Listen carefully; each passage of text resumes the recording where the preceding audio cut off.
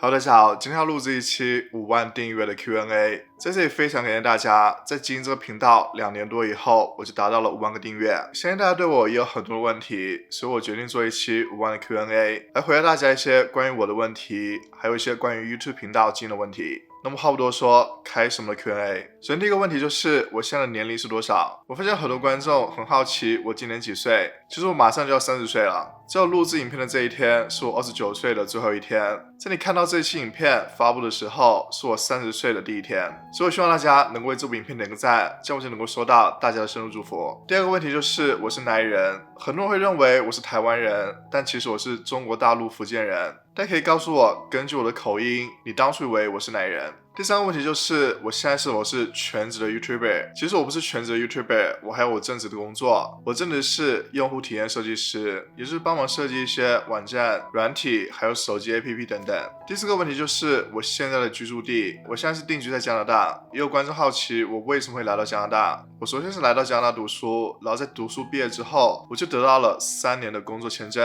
然后我在这里工作，然后就申请了移民，最后定居在加拿大。第二个问题就是为什么会选择做 YouTube 频道？其实在我刚开始接触 YouTube， 在观看 YouTube 影片的时候，我就看了很多博主在分享他们的生活，也有分享他们很多的信息、很多知识。当时就让我觉得我想要跟他们一样做一个 YouTube 博主，我也想要有自己的粉丝，我也想要分享给他们我的观点、我的见解。但是当时一直觉得没有勇气，例如说我要在镜头面前录制自己，我是一个比较内向的人，所以我就害怕在镜头面前说话，然后还要学习很多技能，像剪辑影片、平面设计等等。之后是疫情的时候，大家都在家上班，我也有了很多空闲的时间。这时候我就想着，我应该怎么样利用这些时间，所以下决心要开一个 YouTube 频道，去尝试发布不同内容，去看一下是否能够把这频道做起来。从那个时候开始，就一直坚持到现在。第六个问题就是做 YouTuber 对我有什么影响？首先，我认为做 YouTuber 给我最大影响就是它让我学会了坚持，因为做 YouTube 真的非常不容易。大家可以想想，做一部 YouTube 影片，要从想话题、写影片脚本，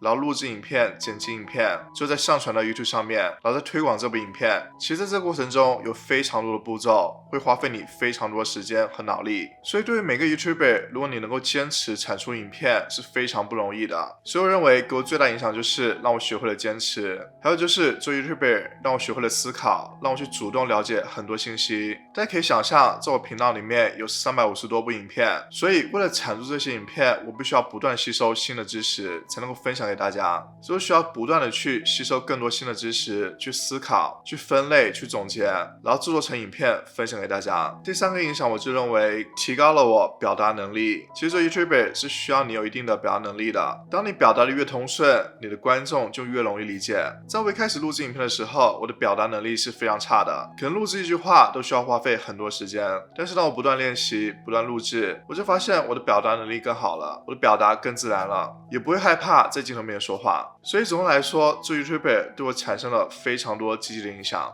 第7个问题就是一支影片需要拍多久？其实这没有个定数，这取决于影片的复杂程度。不过一部10分钟的影片通常会花费1个小时进行录制，如果是一些简单的教程类影片，可能会在半个小时或者40分钟去录制完。大家也可以告诉我，你们拍摄一部影片需要花多久？第8问题就是一支影片需要剪辑多久？这其实也取决于影片的复杂程度。通常来说，一部影片从剪辑到上好字幕会花费我5到6个小时的时间。第9个问题就是有曾经想过放弃制作影片吗？其实在这2年多以来，压力真的非常大，有时候也会想为什么要坚持下去，但是我心中一直都会有个目标，就想要坚持做下去，把这频道做大。所以在这2年期间，并没有想要放弃的想法。当我每次很累的时候，我心里面都会想着那个愿景，我想要把我的频道做成什么样，我需要达成什么样的目标，去达成什么样的成就，这样就会给我更多动力，让我坚持下去。第10个问题就是目前在使用的剪辑软体，我目前在使用的是 Premiere Pro， 这个软体也是我从一开始的时候就使用的软体，它的功能真的非常全面，大部分的剪辑师都在使用 Premiere Pro。第11个问题就是我目前在使用的剪辑电脑，我目前在使用的剪辑电脑就是大家平时在影片背景里面看到那台 iMac，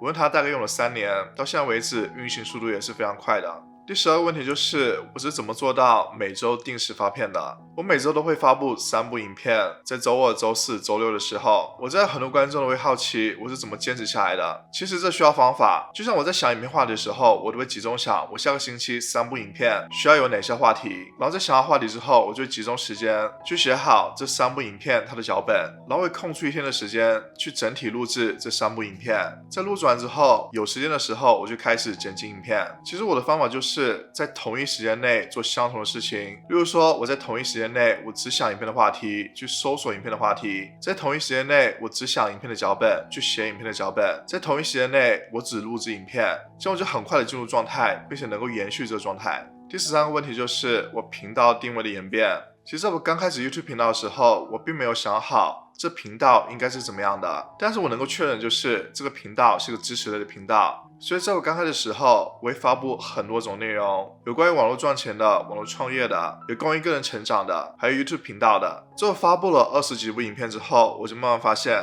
我频道的成长速度是相对比较快的，并且我有些经验，然后我也很喜欢分享 YouTube 频道经营的知识。我也想到在我之后这个频道能够运行的商业模式，如果分享了 YouTube 频道经营的知识，我能够拓展出哪些相关的赚钱领域。所以这样我就慢慢确定我的频道就是关于在网络上打造个人品牌，分享一些 YouTube 频道经营的方法。第14个问题就是5万订阅的感想。其实当我达到5万订阅的时候，真的会有非常多的想法，非常多的感悟。因为这一路走来，只有我能够知道，在做这个频道的背后花费了多少时间还有精力，有多少的辛酸。就像我之前说的，我学会了坚持。很多时候我们都会认为这个目标太大，这个任务太重，所以就不敢开始。但是我的想法是，多么难的事情，当你开始之后，你就能够慢慢钻研，如去达到每一个小目标。我们很多时候都会觉得，我们要去达到一个非常大的目标才算是成就。但是我们能够想想，如果把这大目标变成很多个小目标，当你达到每个小目标的时候，其实给你的成就感也是非常多的，并且也能够让你更有动力去达到下一个目标。例如说，有很多人想要达到1000个订阅人数，但是其实1000个订阅人数是有难度的。那么为什么不把1000个订阅人数划分成几个小目标呢？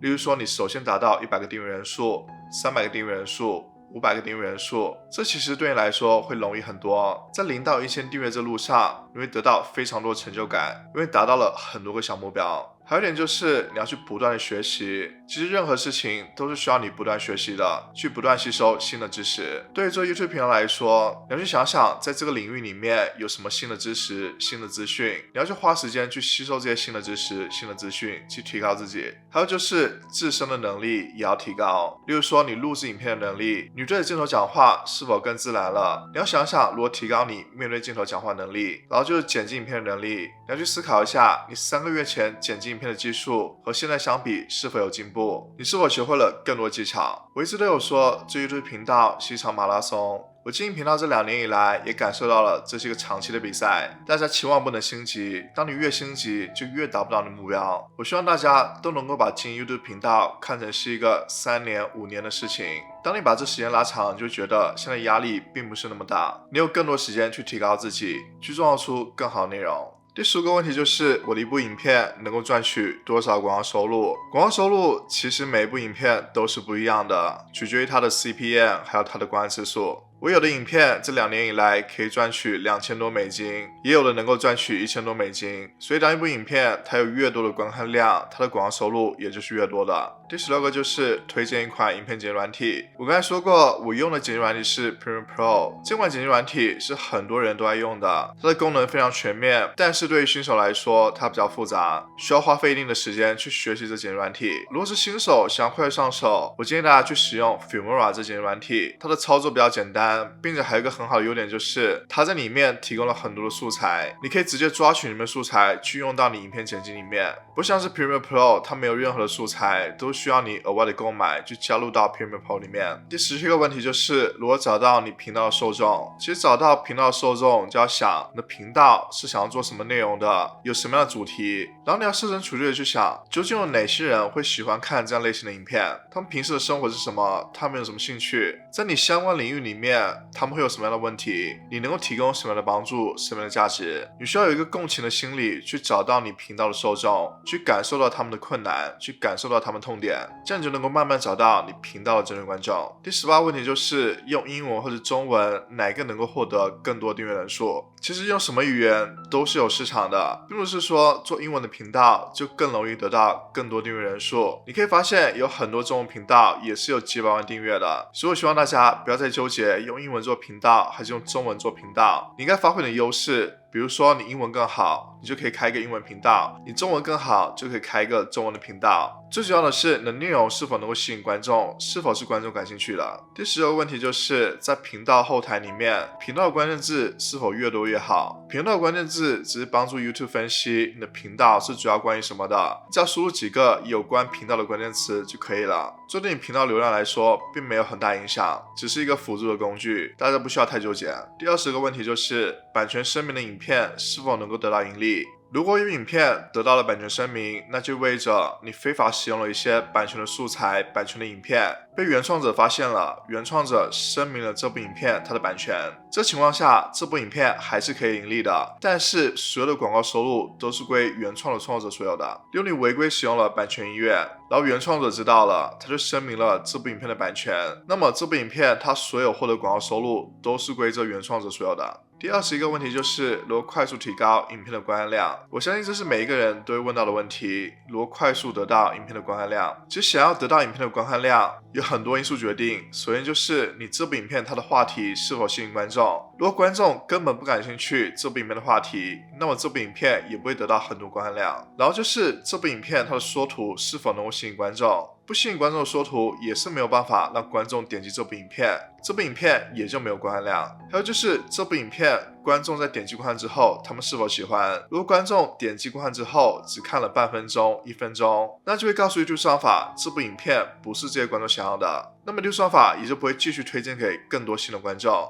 那么你的影片也就只能获得很少观看量。所以希望大家都能重视这3个因素，当你的影片能够满足这3个因素，你的影片的观看量也就不会少。第22个问题就是如何快速提高频道订阅数。这是很多人想要问的问题，想要知道如何能够提高频道订阅数。其实想要提高频道订阅数，你就要想观众为什么会订阅你的频道，你的频道有什么优点，能够提供给他们什么样的信息，就要求你频道有一些针对的观众。当你频道越针对的时候，你产出的内容也就越针对，然后面对这些观众，就要想你能够提供什么样的内容，什么样的价值，能够吸引到他们，并且会让他们订阅你的频道，不断的回来观看你新的内容。所以最重要的一点就是你要从观众的角度出发，你要去想想他们究竟为什么喜欢你的频道，为什么会订阅你的频道。当你想通这一点的时候，自然会有很多观众会想要订阅频道。第23个问题就是关于 YouTube SEO 的。如果你还不知道 YouTube SEO 就是 YouTube 的搜索引擎优化。YouTube 是一个搜索引擎，在你通过优化之后，能够更好的帮助你的影片被观众搜索到。我一直推荐就是 TubeBuddy 这个工具，因为它能够帮助你分析每个话题它在 YouTube 上面它的搜索量还有竞争度，它也会推荐给你一些其他更加优化的影片话题。在你围绕这些话题去做影片之后，你的影片有更大几率被观众搜索到。但是 YouTube 平台它的定律就是你发布的影片并不会在一开始的时候就出现在搜索结果前列，它会先去测试一下这部影片是否是观众想要的。如果它展示在了一些观众搜索结果页面里面，有很多观众点击了这部影片，并且他们观看的时间也非常不错，那么 YouTube 算法就会认为这部影片就是观众想要搜索的结果，就会慢慢提升这部影片排名。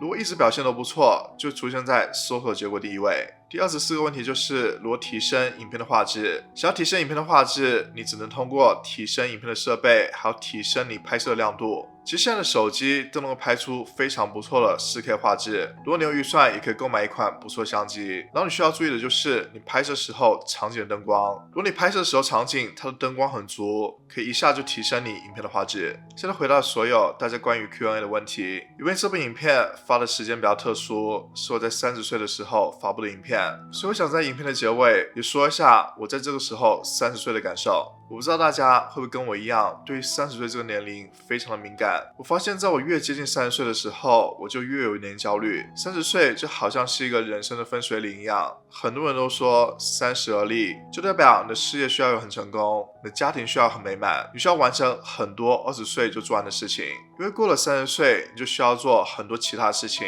，30岁之前的事情就很多不能做了。回想我这人生的前30年，也经历了很多高潮低谷，有很多开心的事，有很多不开心的事。在小的时候，总是觉得想要快点长大，这样就可以离开学校，不用写作业。但是当我真正出社会的时候，我才发现，在小的时候是最简单、最轻松，也是最无忧无虑的时候。但是这就是人生，你需要不断成长，去不断经历各种事情，去学习到各种道理。所以我希望每一个人都能够活在当下，去享受当下的生活，去感受当下的快乐，感受当下的伤心，因为每一刻都是你人生宝贵的财富。我希望能够和大家共勉，去专注于生活，去追求自己的梦想，去感悟到更多人生里面的人和事。最后的这一段可能是刚开始30岁人生的我一个碎碎念，大家也可以在评论区里面分享你们人生里面的一些感悟，也希望大家能够继续支持我，因为你们的支持是我创作的动力。那么这期 Q&A 就到这里，大家再见，拜拜。